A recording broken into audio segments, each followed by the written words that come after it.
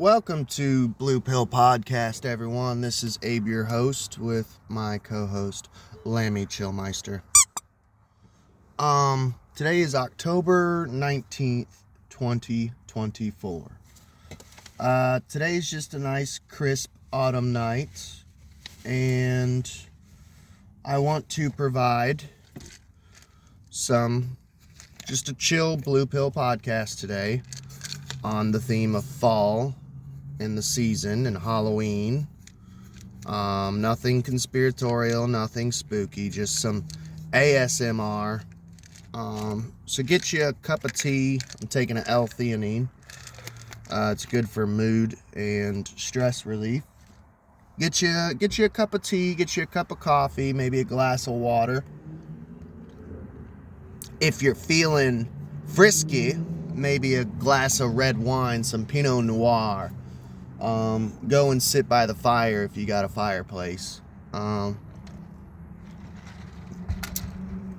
Let's get on with the show, though. We're going to cover some local news. I got 2 Jessamine journals here, and I usually go by the newspaper stand and check out, kind of like, not proofread, but kind of glance through and see if there's anything worth reading. And first story I thought was pretty relevant to what's going on in my life is we recently had cut down a tree. It cost us about $800, a pretty penny. We cut down a big ass tree from the front yard, which it was rotting and dying and needed to go. And this tree, we live in a little tiny trailer built in the 1950s. I didn't want this tree to like fall over and destroy my house, if not kill a member of the household. During Hurricane Helene, it actually got pretty rough here in Kentucky, man. We had lots of limbs fall. I had to go outside, clear the limbs up, saw them up with my bow saw, because I don't use like chainsaw or nothing.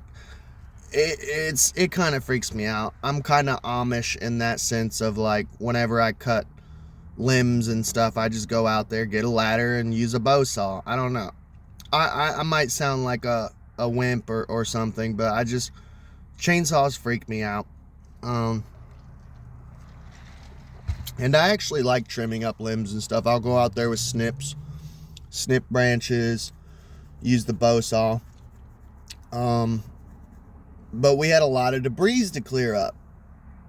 And we had a lot of debris from the tree that we felled and cut down and had taken away. So a lot of people right now in the local area, Nicholasville, there's a lot of good firewood. If you got a potbelly stove or a fireplace, there's a lot of good firewood right now. Winter's coming. This summer was swelteringly hot, and I might be a Florida boy, a cracker, but I've lived half my life here in Kentucky, and I have come to the conclusion and learned that the hotter the summer, the more colder the winter. Maybe ice storms. It's going to be a lot of fucking snow. It's going to be cold as hell this winter. So a good time for firewood. But this first article is City, County, and Republic Services offer ways for residents to dispose of storm debris, by Jillian Stawazinski. So, Polish. I love a good Polish dog. Put some like nacho cheese on it, some onions, chopped onions, you know what I'm saying? After several days of rain and storming, Jessamine County is extending the brush pile drop-off hours from until Saturday, October 12th. The service allows residents to drop off natural storm debris. Typically, only Nicholasville residents can use the service free of charge. Free. I love that word. But due to a partnership between the city and the county during the extended hours over the next week. This is available for residents throughout Jessamine County. Proof of residency is still required, so bring a valid ID. I actually got a ID here recently, got a new one. Picture's black and white, and like it's on a pinkish card. They set up this new shit, and I don't know if it's just Kentucky or this is all over the United States, but they wanted us to pay like $50 extra for basically, essentially in layman's terms, would be a passport to fly within the United States. And I know this is Blue Pill Podcast, and I try to keep conspiracy out of it whenever I do Blue Pill Podcast, but I agree with a lot of like sovereign citizen philosophy and shit. Like, I believe we should travel freely within the United States, without driver's licenses, without IDs and such. And to me, it's all Agenda 2030, Great Reset. They want us to have passports to fly within United States territory. It's insanity to me. For one, it's a money grab, as if they're not getting enough taxpayer money from us. They're wanting us to pay $50 now to fly within the United States. Have a special passport type of ID. It's fucking ridiculous. The drop-off brush pile is located at wastewater treatment plant at 2296 Shun Pike, Nicholasville, Kentucky, 40356. Hours until October 12th are 8 a.m. to 4 p.m. Monday through Friday, and 8 a.m. to noon on Saturdays. The facility is closed on Sundays. Outside of the extended hours, the facility is typically closed on Monday, Wednesday, and Friday, in addition to Sunday. Hours are changed for holidays, weather conditions, debris volume, and other factors. The facility accepts debris, and yard waste material must be 8 inches in diameter or less and unbagged. The following debris that is accepted is branches, brush, grass clippings, leaves, and stumps, logs, and tree trunks.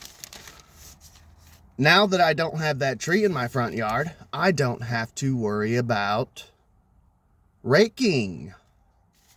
No raking this year. Mowing season's about done, which I actually didn't mind mowing. Like, our front yard was pretty little, our backyard was pretty little. I got all the mowing done in like, I think it takes me like 45 minutes. It's a riding mower. I find it therapeutic. I just pop on a podcast and just drive around and have fun, baby. I love mowing, especially with a riding mower. It's just fun. I lived out in Battlefield Road, Perryville, Kentucky, on Battlefield Road, right down the road from where the battle took place. First of all, haunted as hell, or it was until me and my brother exorcised it in the name of Jesus. But I think it was about like a half acre, maybe an acre that I had to mow, and I had a riding mower. I used to love it, dude. Just going out there and just mowing all day. Fun stuff. I enjoy it, but it will be nice to not have to do it, because I think I mowed one last time, and that might be the last time I have to mow this year. Maybe one more time, maybe. We'll see. But where was I going? Hang on just a second. You guys know me, man. I grew up on talk radio. I don't like dead air. Republic Services also provide leaf collection services. The trash collection company will collect up to 12 bags of leaves a week on the residents' weekly trash collection at no extra charge. Also, Republic Services can schedule additional collections of 13 to 30 bags for $14.25 per pickup. It's not bad, $15. Which also be on the typical weekly trash pickup day. Call Republic at 859-305-1073. That is 859-305-1073 to schedule an additional pickup, as this is a prepaid service. According to a Facebook post by the city of Nicholasville, if you are unable to utilize any of the above services, call the Jessamine County Convenience Center at 859-881-4545, 859-881-4545 for other options. So let's talk fall colors in the weather, since this is today's kind of like just a chill fall special. The autumn coloration of trees is always looked forward to with anticipation. The presence of numerous tree species, around 125 for us here in Kentucky, have brilliant fall foliage. As the only other places with a similar abundance of foliage colorations is northern China, Korea, and Japan. China. A common question this time of year is, will the colors be good or not? The answer is meteorological. The amount, duration, and brilliance of autumn colors depends on weather conditions that occur before and during the time of chlorophyll in the leaves is declining. If you remember your science class, chlorophyll is the green biomolecule where photosynthesis takes place in a plant leaves. With chlorophyll, we would all starve. Without chlorophyll, we would all starve. Temperature, light, and water supply are the primary factors that influence the amount of carbohydrates, sugars in the leaves that favor the formation of a red color pigment called I can't pronounce that. I can read. Resulting in bright fall colors. Anthocyanin is normally hidden by the green chlorophyll, which breaks down as fall progresses and the hidden bright colors begin to show. Cool but not freezing temperatures favor anthocyanin production, while an early frost and severe drought is more likely to make leaves turn brown and drop sooner.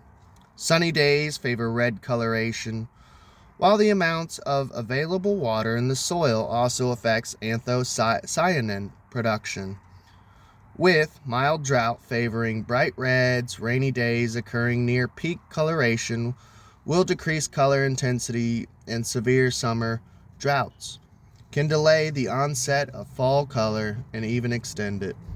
Temperature, sunlight, and moisture are highly variable each year, ensuring that no two autumns are ever alike. The best fall foliage occurs when it's dry during late summer to start the formation of a barrier in the leaf stem called the abscission layer to trap sugar in the leaf. Then, to prevent leaves from falling too soon, rain is needed in early fall. Well, we've been getting it.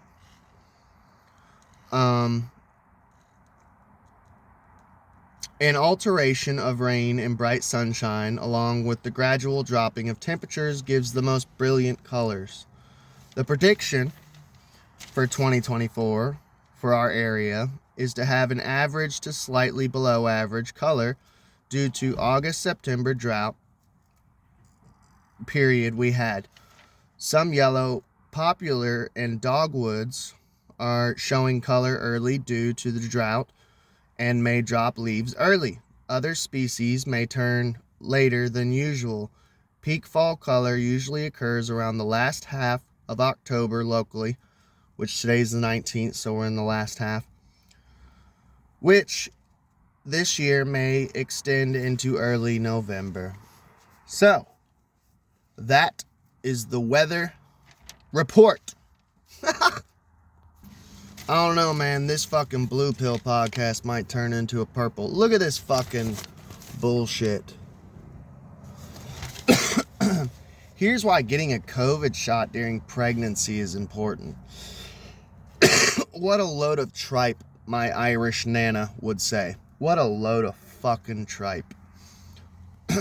Jackie Fortier, Kaiser Health News. I mean, this is bullshit, dude. Like, nearly 90% of babies who had to be hospitalized with COVID-19 had mothers who didn't get the vaccine while they were pregnant, according to new data released by the CDC. The findings appear in the agency's Morbidity and Mortality Weekly Report. Babies too young to be vaccinated had the highest COVID hospitalization rate at any age group except people over 75. The study looked at infant medical data from October 2022 to April 2024 in 12 states and underscores the critical importance of vaccinating pregnant people.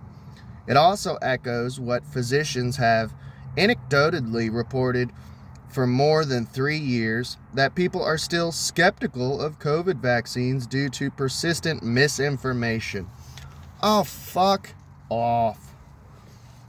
Of the 14,070 infants sick enough to be hospitalized due to COVID, severe outcomes occurred frequently. I'm gonna get another fucking strike. I don't give a fuck.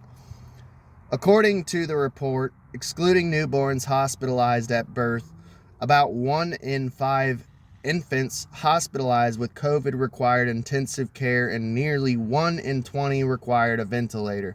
Yeah, because God knows ventilators don't fucking murder people. We all know about that. What was it, Andrew Cuomo? How much blood is on your hands, Mr. Cuomo? Not Fredo, Andrew. Mr. Nipple Piercings. These aren't necessarily high-risk, ill newborns. These are just regular full-term healthy newborn kids who happen to get COVID and wind up on a ventilator in the hospital, said Neil Silverman. Silverman, what are you, a tiny hat person? A professor of clinical obstetrics and gynecology. Oh, okay. So he checks out vaginas, cool. And the director of the Infectious Disease and Pregnancy Program at the Geffen, wonder if David Geffen School of Medicine in UCLA, I wonder if he's the same Geffen, that used to do Aerosmith albums, which, go check out a rabbit hole of that fucking wanker, the Geffen dude. Ugh. Evil, sick bastards, man. Babies can't get the COVID vaccination until they're at least 6 months old. That leaves a huge window when infants are most vulnerable, Silverman said. Vaccinating pregnant women so they pass the antibodies on to their newborns is an effective way of protecting babies during that time. Vaccination during pregnancy also protects pregnant people from severe disease. Does it? Does it protect that? Last time I checked, the vaccine, you could still pass it. You could still get it. COVID, But persistent vaccine misinformation online has led to skepticism among Silverman's pregnant patients. Good. That means I'm doing my fucking job correctly. Thanks for that pat on the back, Mr. Silverman. Geffen. The most frustrating response that I get from folks is that they need to do more research before they think about getting the COVID vaccine, Silverman said. We have dozens and dozens of studies showing the safety of the mRNA technology. I don't know how much more research we can provide to the skeptics. By the way, I will be getting a fucking strike. But just in case for the robots, I am not a medical professional. This is not medical advice. Did you hear that, Skynet? AI? Among the 1,000, and by the way, I'm just reading an article. That's all I'm doing. I'm just reading an article. Among the 1,000 plus babies hospitalized with COVID, the median age was just 2 months old, according to the report. 9 of the infants died. South Carolina pediatrician Deborah Greenhouse says she plans to share the study with families she cares for. The absolutely is a proportion of the population who will look at this and say, hey, wow, I should get that vaccine. It could protect my baby. Greenhouse, what the fuck are you growing in your greenhouse, man? You fucking smoking that wacky tobacco? Greenhouse believes the new data could solidify the risk of skipping the vaccine when she speaks to families. I think that it might help to convince some parents when you can actually show the hospitalization numbers and you can show the intensive care numbers and you can show them mechanical ventilation numbers, Greenhouse said. Those things are a big deal. Often, Greenhouse waits to be informed that a person is pregnant before bringing up the updated COVID shot. Now she's rethinking that strategy. As pediatricians, we do get moms in our office who are pregnant and have an opportunity to intervene and to do some education and make them understand how important this is. Very important. Please get this done. Physicians can encourage vaccination by making it as easy and simple as possible, Silverman said. He encouraged fellow doctors to offer the shots in their offices rather than sending patients to pharmacies or other providers. We lose probably 30 to 40% of vaccination opportunities once someone has to leave the office to get a vaccine. Good. I'm glad you're losing 30 to 40% because people are lazy. And how actually that's one of the few times that I've ever been like, oh, it's good to be lazy.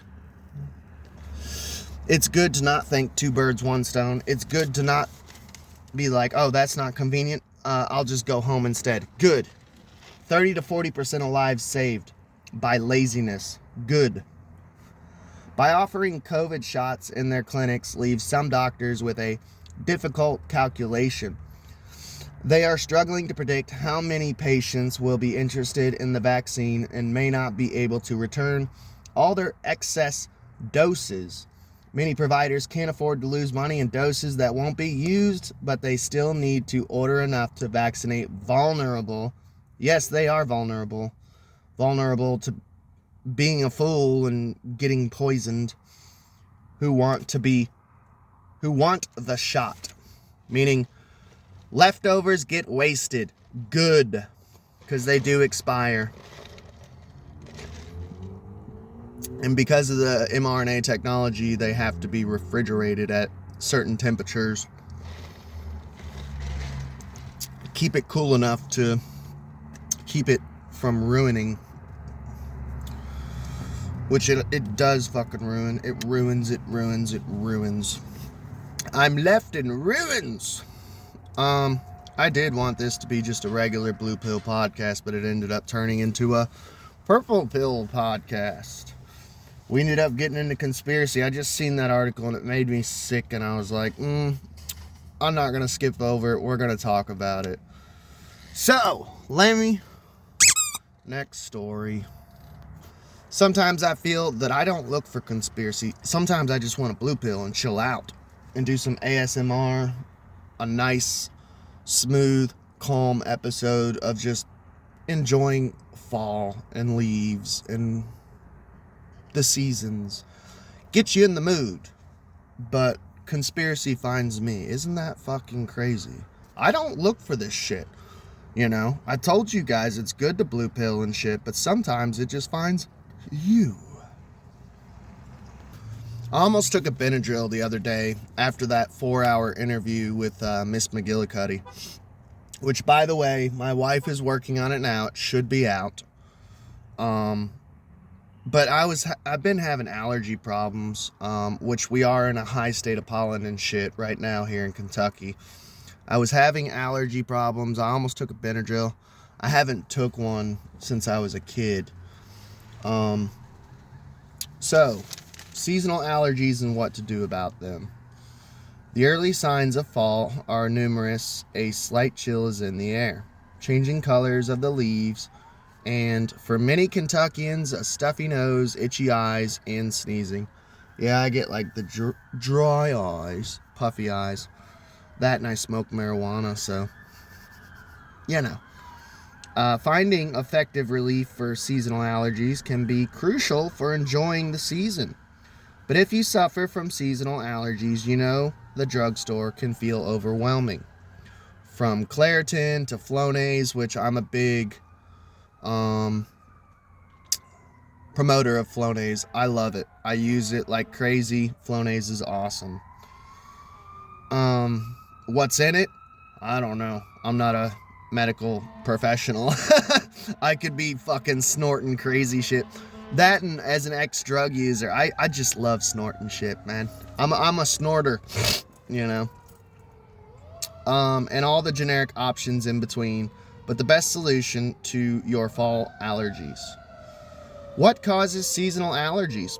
Pollen is the main culprit year-round for allergies. Trees in the spring, grass in the summer, and ragweed in the fall are all major producers of pollen locally. This can make seasonal symptoms seem year-round. Allergic rhinitis is the medical term for when we encounter pollen. Okay, that's cool. I didn't know that. And it triggers an immune response in people. I have an autoimmune deficiency, so I am curious about that. This includes the release of the chemical histamine in the nose, eyes, throat, along with other chemical helpers. I also have tonsil stones, so I wonder what that would play into allergies in general, perhaps. Histamine is often responsible for the itchiness and sneezing, while the other markers cause the stuffy nose or sinuses commonly associated with seasonal allergies. Antihistamines, some of the most common allergy medications available, counter the effects of histamine. Well, yeah, antihistamine. They're effective in reducing sneezing, runny nose, and itchy eyes. The nasal sprays that contain steroids help with stuffiness. Steroids are good. I'm pro-steroid. What antihistamine is right for me? Many of the well-known antihistamines are non-drowsy and similarly effective, making them ideal for daily use. There's only slight differences between them all, and generally people find the antihistamine that works best for them while causing the least side effects. Claritin, loratadine takes 1 to 3 hours to kick in. Zyrtec, which is cetrizine, fast-acting, often less than an hour to take effect, but can cause some drowsiness. Allegra, that's fexofenadine, causes the least drowsiness, usually takes less than 2 hours to kick in, and may be slightly better for eye-related symptoms. Astapro, oh, that's another thing too. Benadryl apparently is a gateway into the spirit realm to see the Hat Man. Not telling you to do that, but it's become like a challenge. We talk about it in my latest podcast with Miss McGillicuddy. We get into that a little bit. Check it out when it comes out. It will come out. It's 4 hours, but it's good. Benadryl. Diphenhydramine. That's what she was talking about. That's the key, I think, diphenhydramine, that makes you see the Hat Man. This is also an antihistamine, but will very likely make you drowsy. So if you fight that urge, you'll start tripping. Kind of like I used to do motion sickness pills to get high and feel funny. But you have to fight the urge to sleep, and I would just drink a shit ton of coffee and kind of like speedball, drink like Red Bulls and shit. Take a bunch of motion sickness pills. I'm not telling you to do this, but this is what I would do. And it's kind of like a poor man's speedball, you know? And I just get hopped up on fucking energy drinks and then just be like, woo, this feels good. It fucks you up, dude. So it's not the best for everyday use, especially if you plan on operating machinery, like driving your car. Yeah, you'll get a fucking DUI, dude. While you can take antihistamines when you start to feel symptoms, you can also safely take them daily to keep symptoms at bay. If you have liver or kidney problems, you may want to consider a lower dose. Oh, I have liver damage, so yeah. Asking your doctor is also never a bad idea, especially if you have a chronic condition. I don't have a doctor. I don't go to the doctor, dude. What nasal sprays can I use? Nasal steroid sprays like Flonase or Nasacort, can be highly effective for long-lasting nasal allergies. That's what I was needing, just Flonase. I have some. Like I said, I'm a big, I'm very pro Flonase. They can take close to 2 weeks to make a difference. They work best if taken every day and sprayed correctly in the nose. Lasting, keeping your windows closed and air conditioning on can also be helpful in avoiding pollen. Well, I do that because we can't open the windows. Well, it's kind of like living in a high-rise hotel room, man. I can't open the windows, so even if I wanted to jump out and commit suicide, it's only like 4 feet from the ground. Consider consulting with your doctor if allergy symptoms are severe or especially persistent. Long-term allergy symptoms can be treated with allergy shots. Shots? Why do they keep wanting us to get shots, man? Thank you all for tuning in. I hope you enjoyed. I'm on one today. I love you all. Please like, share, and subscribe. Goodbye, Lammy.